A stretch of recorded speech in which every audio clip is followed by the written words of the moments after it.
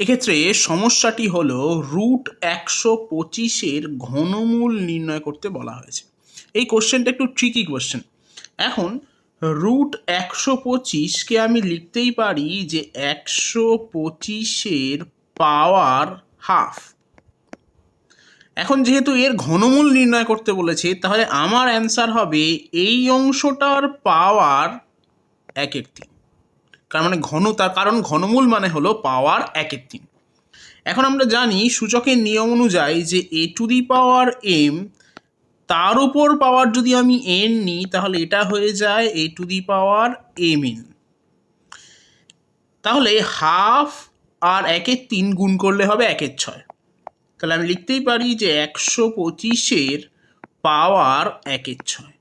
এখন 125 হলো 3টে 5-এর গুণফল, তাই আমি লিখতেই পারি যে 5-এর পাওয়ার 3 তার পাওয়ার 1/6। তারপর যদি আবার এই একই সূত্র ইউজ করি, অর্থাৎ 3কে যদি আমি 1/6 দিয়ে গুণ করে দিই তাহলে পাবো 5-এর পাওয়ার হাফ। অতএব সঠিক উত্তর হবে √5। অতএব অপশন বি হবে আমার সঠিক উত্তর।